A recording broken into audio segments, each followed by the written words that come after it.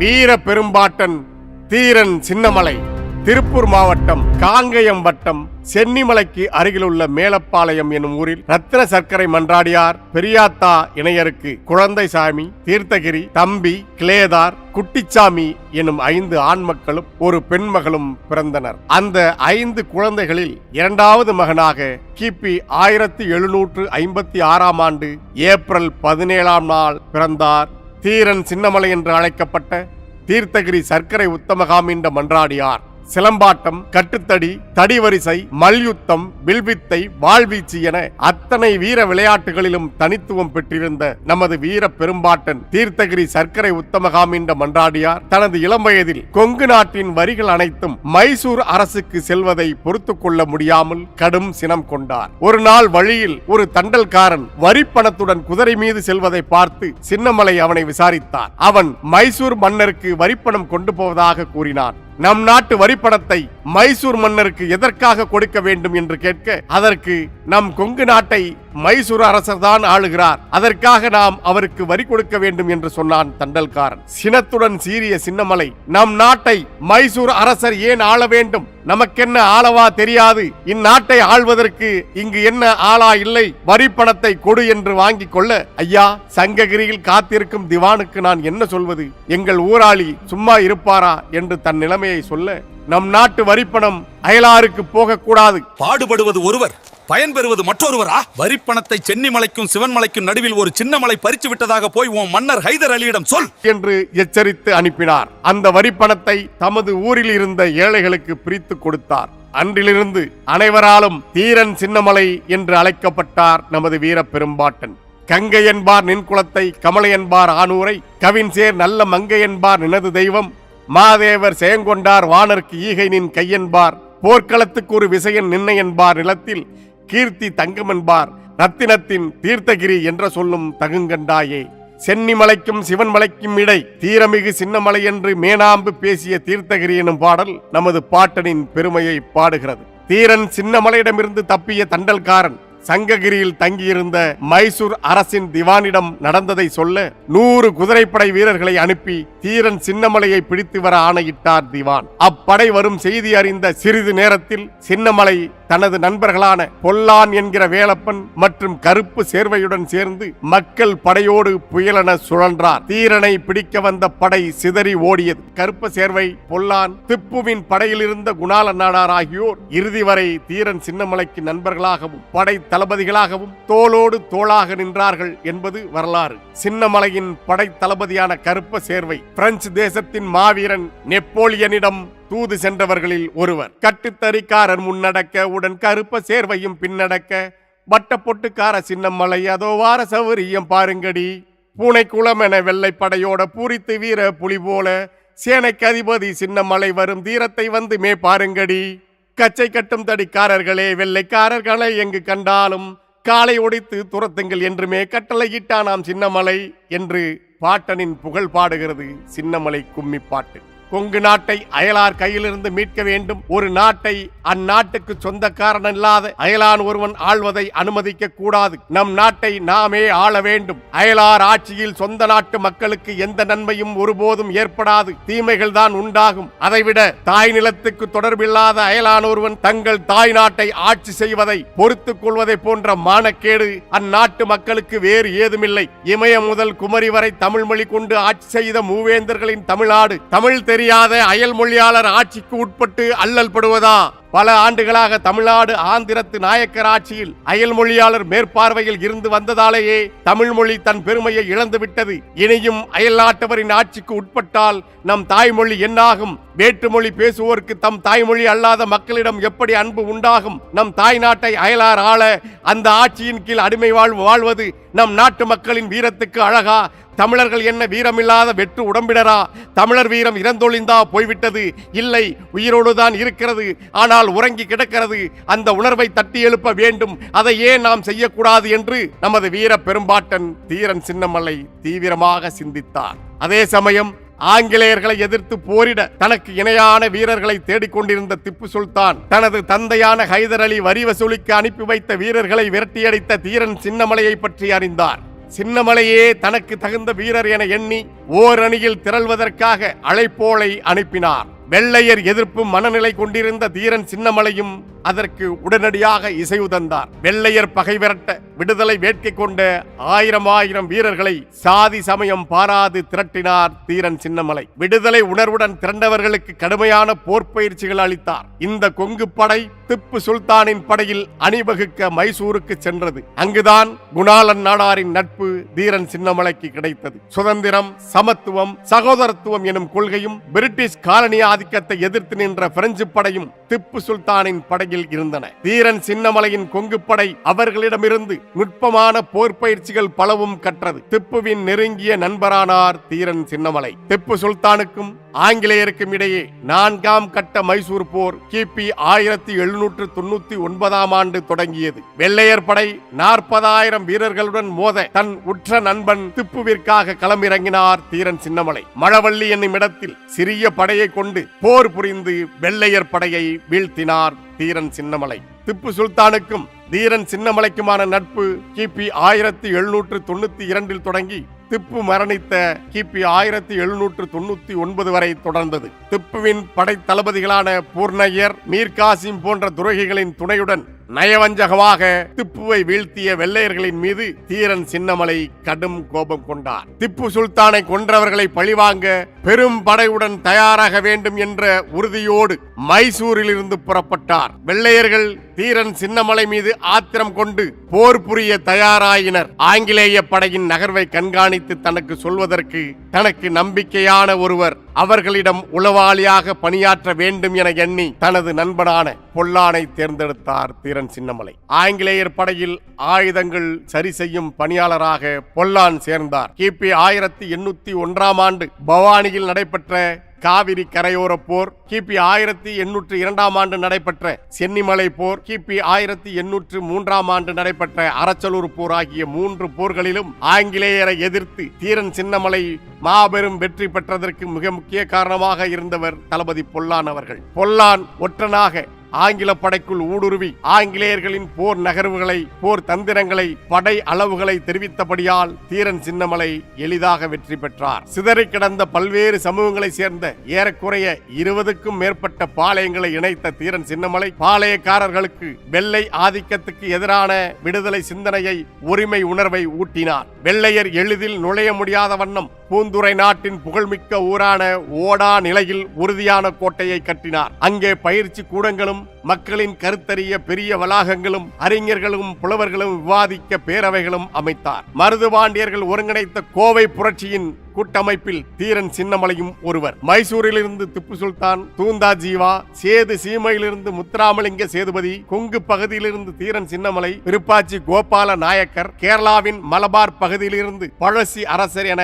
தென் தமிழ்நாட்டின் அனைத்து தளங்களிலும் இருந்து மருது சகோதரர்கள் உருவாக்கிய அந்த கூட்டமைப்பு வெள்ளையர்களை எதிர்க்க சாதி, மதம், இனம் கடந்து ஒன்று கூடியது. ஆங்கிலேயர் வசமிருந்த கோவை கோட்டையை கைப்பற்ற திரண்ட இந்த கூட்டமைப்பின் முயற்சி துரோகிகளாலும் படைகளுக்கு இடையே தொடர்பு கொள்வதில் ஏற்பட்ட பிழைகளினாலும் தோல்வியை தழுவியது. இப்புரட்சியில் புத்தே முகமது காசிம் உள்ளிட்ட 36 இஸ்லாமிய வீரர்கள் தங்கள் இன்னுயிரை ஈந்தனர். கோவை புரட்சி தோற்றாலும் தீரனின் புரட்சி ஓயவில்லை. இடையறாத போர்களுக்கு நடுவே பல கோயில்களுக்கு திருப்பணிகளும் செய்தார் தீரன் சின்னமலை அவர்கள். தீரன் சின்னமலையின் கோயில் கொடை பற்றிய கல்வெட்டுகள் சிவன்மலை, பட்டாளி, கவண்டம்பாளையம் ஆகிய ஊர்களில் உள்ளன. நமது பாட்டன் தீரன் சமூக ஒற்றுமையை முதன்மை நோக்கமாக கருதியதால் அவரது படையில் கவுண்டர், தேவர், வன்னியர், வேட்டுவர், நாயக்கர், நாடார், ஒடுக்கப்பட்டோர் மற்றும் இஸ்லாமியர் உள்பட பல சமூகத்தினரும் பங்கேற்றிருந்தனர். கருப்ப சேர்வை, குணாளன் நாடார், பொல்லான் எனும் வேலப்பன், ஓமலூர் சேமலை படையாட்சி,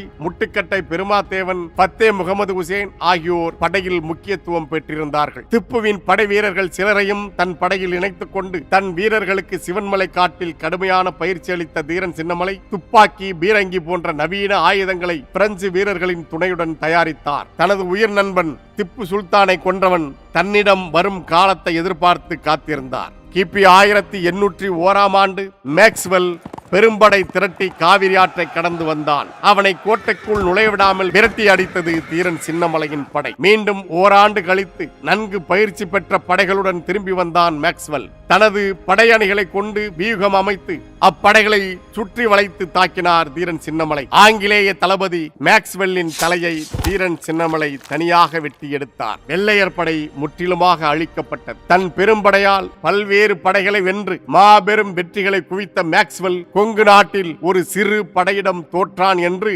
ஆங்கிலேயர்களே தங்கள் குறிப்பில் எழுதி வைக்கின்ற அளவுக்கு வீரத்துக்கு இலக்கணமானார் நம் வீர பெரும்பாட்டன் தீரன் சின்னமலை. அதன் பிறகு 2 ஆண்டுகளுக்கு வெள்ளையர்கள் தீரன் சின்னமலையின் பக்கமே வர அஞ்சினார்கள். பிறகு திப்பு சுல்தானை துரோகிகளை கொண்டு நயவஞ்சகமாக கொன்ற ஆங்கிலேய தளபதி கர்னல் ஹாரிஸ் தலைமையில் 3000 வீரர்களை கொண்ட ஆங்கிலேய படை சங்ககிரியிலிருந்து புறப்பட்டது.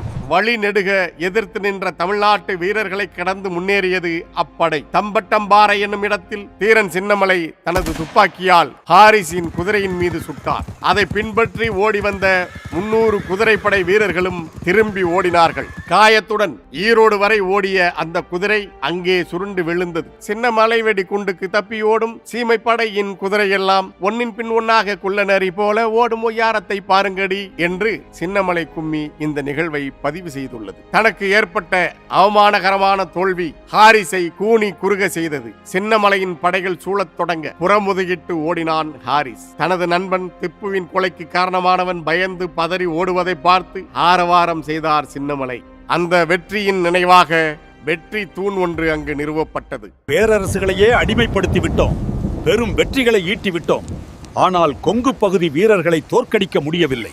ஆத்திரம் கொண்டார்கள் ஆங்கிலேயர்கள். அதனால் 36 பீரங்கிகள் அடங்கிய மிகப்பெரிய படையுடன் சங்ககிரி கள்ளிக்கோட்டையிலிருந்து இருமுனை தாக்குதல் நடத்தலாம் என புறப்பட்டது ஆங்கிலேய படை. இதை அறிந்த பொல்லான், பெரும் படை வருகிறது, எதிர்த்து நிற்கும் நேரம் இதுவல்ல, ஆயுதங்கள் திரட்டி பிறகு போரிடலாம், கோட்டையை விட்டு சென்று மறைந்து கொள்ளுங்கள் ஒற்றன் மூலமாக சின்னமலைக்கு தெரிவித்தார். சின்னமலையின் ஓடாநிலை கோட்டையை தகர்க்க கள்ளிக்கோட்டையிலிருந்து மிக பெரும் அளவில் பீரங்கி படை வந்து சேர்ந்தது. பொல்லான் என்கிற வேலப்பனின் அறிவுரைப்படி தீரன் சின்னமலை ஓடாநிலை கோட்டையிலிருந்து தப்பித்து பழனிமலை தொடரில் உள்ள கருமலைக்கு சென்றார். பெரும் படையுடன் திரண்டு வந்த வெள்ளையர் படை ஓடாநிலை கோட்டை அமைதியாக இருப்பதை கண்டு திகைத்து போயினர். பொல்லானின் ஒற்று வேலையை கண்டறிந்து அவருக்கு தூக்கு தண்டனை கொடுத்தனர். தாய்நாட்டின் விடுதலை பணியை நிறைவுடன் செய்ததாக மகிழ்ச்சியுடன் மாண்டார் பொல்லான். அவருக்கு உதவியாக இருந்த அனைவரும் சிறையில் அடைக்கப்பட்டனர். வீரத்தை சூழ்ச்சியால் வீழ்த்துவதுதானே கோழைகளின் வழக்கம். அதே வழியில் சின்னமலையை சிக்க வைக்க திட்டமிட்ட ஆங்கிலேய அரசு அவரது சமையல்காரர் மூலம் வலை விரித்தது. வெள்ளையர்கள் பெரும்படையை கொண்டிருந்தாலும் அவற்றையெல்லாம் விட பெரிய ஆயுதமாக அவர்கள் இங்கிருந்த துரோகிகளையே கருதினார்கள். தீரன் சின்னமலையின் சமையல்காரனாக இருந்த நல்லப்பனே பணத்திற்கு ஆசைப்பட்டு சின்னமலையை காட்டிக் கொடுத்தான். எப்பொழுதும் துப்பாக்கியுடன் இருக்கும் சின்னமலையிடம் சாதுரியமாக பேசி துப்பாக்கியை வாங்கிக் கொண்டான் நல்லப்பன். அதுவரை அங்கே ஒளிந்திருந்த வெள்ளையர்கள் துப்பாக்கி நல்லப்பன் கைக்கு சென்ற உடனே பாய்ந்து வந்து தீரன் சின்னமலையையும் கருப்பு சேர்வையையும் தீரனின் தம்பிகள் இருவரையும் வளைத்து பிடித்துக் கொண்டனர். எதிரியை விட துரோகியை உடனடியாக அழிக்க வேண்டும், அதுவே முதன்மையானது என திமிரி எதிரிகளை உதறி தள்ளியபடியே துரோகியான நல்லப்பனை அங்கேயே சாய்த்து மிதித்தே கொன்றார் தீரன் சின்னமலை. வெள்ளைக்காரன் பணம் சின்ன பணம், அது வேடிக்கை செய்யுதாம் வெள்ளி பணம், வெள்ளி பணத்துக்கு இங்கு ஆசைப்பட்டே அதில் வீசம் போச்சுதடி வீராயி என்று முத்து வீராயி என்பவரின் கும்மிப்பாட்டு இந்த அவலத்தை பதிவு செய்துள்ளது. வெள்ளையர்கள் சின்னமலையை கைது செய்து சங்ககிரி கோட்டைக்கு இழுத்துச் சென்றார்கள். கட்டுக்கடங்காத காளைகள் போல கட்டிப்பிடித்தே கவலையுடன் வெட்டி செயங்கொண்ட சின்னமலை தன்னை வெள்ளைக்காரன் கொண்டு போவதை பார் என்று கொங்கு நாட்டு மக்கள் கண்ணீருடன் திகைத்து நின்றார்கள். கிள்ளையழ பூவையழ கிளர் மாடத்து உள்ளுரையும் பூனையழ இளம் பிள்ளையழ கல்லவிலும் பூங்காவில் கலங்கி நின்று மரங்களழ என்று சொல்லும் அளவு தமிழ்நாட்டு மண்ணே அன்று அழுதது. ஒரு கடைமகனால் ஒரு வஞ்சகனால் தமிழர் வாழ்வு சரிந்தது. ஆனால் வீரப்பெரும்பாட்டன் தீரனும் படை தளபதிகளும் தம்பியரும் ஊர்வலம் செல்வது போல சென்று தமது கோட்டைக்குள் புகுவதைப் போல சிறைச்சாலைக்குள் புகுந்தனர். ஆங்கிலேய படைத்தலைவன் இருமாப்புடன் வந்து இருக்கையில் அமர்ந்தான். விசாரணை எனும் நாடகம் நடத்தப்பட்டது. நாங்கள் சுமத்தும் வரியை கற்றினால் வாழலாம் என்று வெள்ளையர்கள் ஆசை வார்த்தைகள் கூறினார்கள். உங்களை போன்ற குற்றவாளிகளுக்கு உரியது கொலை தண்டனை தான். ஆனால் நாங்கள் உங்களை அப்படி செய்ய விரும்பவில்லை. உங்கள் வீரத்தையும் தீரத்தையும் மெச்சி எங்கள் படைத்தலைவனாக வைத்துக் கொள்ள முடிவு செய்துள்ளோம். உன் விருப்பம் என்ன என்பதை நன்கு எண்ணி பார்த்து சொல் என்றான் ஆங்கிலேய படைத்தலைவன். அதை கேட்ட சின்னமலை சினந்து நிமிர்ந்து நின்று கோட்டையே கிடுகிடுத்து நடுநடுங்க தீரத்துடன் முழங்கினார். உங்களை 3 முறை வென்றேன். கொங்கு நாட்டை 5 ஆண்டுகள் தனியாட்சி புரிந்தேன். அரசனாக இருந்து இந்நாட்டை ஆள வேண்டும் என்பதல்ல என் ஆசை. அயல்நாட்டை சேர்ந்த நீங்கள் இங்கு இருக்கக்கூடாது. எங்கள் தாய் நாடு அண்டி பிழைக்க வந்த உங்களுக்கு அடிமையாக முடங்கி அடங்கி ஒடுங்கி கிடக்க கூடாது. என் தாய் நாட்டு மக்கள் உங்களிடம் தலை குனிந்து நிற்கக்கூடாது. நீங்கள் எங்களை ஆள்வோராகவும் நாங்கள் உங்களால் ஆளப்படுவோராகவும் இருக்கக்கூடாது. அடிமை வாழ்வை தமிழ்நாடு என்றுமே கண்டதில்லை. தமிழர்கள் தன்மதிப்பு உடையவர்கள். அவர்கள் மானமிழந்து மதிப்பிழந்து மாற்றாருக்கு அடங்கி வாழக்கூடாது. அயல் மொழியாளராகிய உங்களிடம் எம் தமிழ் மக்கள் தேனினும் இனிய செந்தமிழால் பேச முடியாமல் தயங்கி நிற்கக்கூடாது. உலகத்தின் முதன் மொழி, உலக மொழிகளுக்கெல்லாம் தாய்மொழி, உலகுக்கு எண்களும் எழுத்தும் கொடுத்த மொழி, இனிய எளிய இயல்பான எங்கள் தாய்மொழியாம் தமிழ் மொழி பிழைக்க வந்த உங்கள் மொழிக்கு அடிமையாக கூடாது. உங்கள் தாய்மொழி அரியணையில் அமர இவ்வளவென அறிய முடியாத காலமாய் அரசு வீட்டிலிருந்த எங்கள் தாய்மொழி அடிமை போல நின்று குற்றேவல் செய்யக்கூடாது. வீரத் தமிழன் அண்டி பிழைக்க வந்த அயல் நாட்டவருக்கு அடிமையானான் என்னும் பழிமொழி உண்டாக கூடாது என்பதுதான் என் ஆசை. அதற்காகத்தான் உங்களோடு போர் புரிந்தேன். நீங்கள் இங்கு எங்களை சுரண்டி பிழைக்க வந்தீர்கள். நாங்கள் உங்களை அன்போடு வரவேற்றோம். வாணிகம் செய்யும் உரிமையை வழங்கினோம். எங்கள் ஆதரவை கொடுத்தோம். அந்நிலையில் நீங்கள் அமைதியாக இந்நாட்டில் என்றென்றும் இருந்து இனிது வாழலாம். ஆனால் நீங்கள் எங்கள் நாட்டையும் எங்களையும் ஆள்வதற்கு ஆசை கொண்டீர்கள். பல்லாயிரக்கணக்கான ஆண்டுகளாய் தன்னரசுகளாய் வாழ்ந்து வந்த எங்களுக்கு நீங்கள் தலைவர்களாக இருக்க ஆசை கொண்டீர்கள். அதுவும் உங்கள் திறமையாலா? இல்லை, சூழ்ச்சியால். எங்கள் நாட்டு மன்னர்களை ஒருவர் மேல் ஒருவர் பகை கொண்டு மோதவிட்டு ஒற்றுமையை குலைத்து பகைமையை உண்டாக்கி வளர்த்து அவர்களில் ஒருவருக்கு உதவி செய்வது போல் எங்கள் நாட்டை கொள்ளை கொள்ள துணிந்து விட்டீர்கள். நீங்கள் எதற்காக எங்கள் நாட்டு அரசர்களுக்கு உதவ வேண்டும்? எம் அரசர்கள் எங்களுக்கு கொடுமை செய்கிறார்கள். தாங்கள் வந்து அவர்களை விலக்கிவிட்டு எங்களுக்கு அரசர்களாக இருங்கள், எங்களை ஆளுங்கள் என்று இந்நாட்டு மக்கள் உங்களை வெற்றிலை பாக்கு வைத்து அழைத்தார்கள். இல்லையே, தமிழர் தனித்த வீரமுடையவர், சிறந்த போர்த்திறமுடையவர். போர் எனினும் அறப்போர் செய்வோம். பல பெரும் போர்கள் செய்து வெற்றி மாலை சூடியவர்கள் தமிழர்கள். ஆனால் உங்களைப் போல் சூழ்ச்சி செய்ய தெரியாதவர்கள். நீங்கள் கைகூலி கொடுத்து எங்கள் ஆளையே உளவாளி ஆக்கி வஞ்சனையாக எங்களை பிடித்தது போல தமிழரின் வீர வரலாற்றில் எப்போதாவது யாராவது செய்ததாக கேள்விப்பட்டதுண்டா, கேட்டதுண்டா? கோட்டைக்குள் கதவடைத்து இருப்போனையும் வெளியே வா,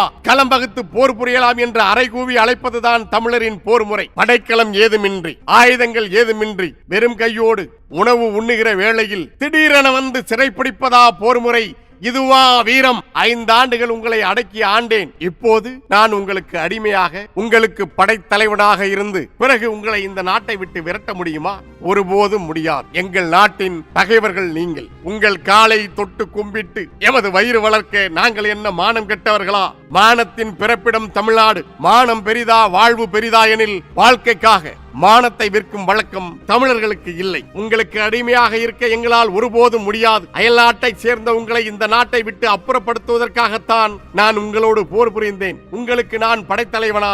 இம்மண்ணுக்கு உரிமை உடைய நாங்கள் பிழைக்க வந்த கூட்டத்துக்கு வரியை கட்டி அடிமையாக வாழ்வதை விட எமக்கு மரணமே மேலானது என்று முழங்கினார் வீர பெரும்பாட்டன் தீரன் சின்னமலை. எந்த சங்ககிரியில் தனது முதல் வேட்டையை தொடங்கினாரோ அதே சங்ககிரியில் உள்ள மலைக்கோட்டையில் நமது வீர பெரும்பாட்டன் தீரன் சின்னமலை கிபி 1805ஆம் ஆண்டு ஆடி 18ஆம் நாள் வெள்ளையர்களால் தூக்கில் இடப்பட்டார். அவரோடு தீரன் சின்னமலையின் 2 தம்பிகளும் படைத்தலைவர்கள் கருப்ப சேர்வையும் குணாளன் நாடாரும் தூக்கிலிடப்பட்டார்கள்.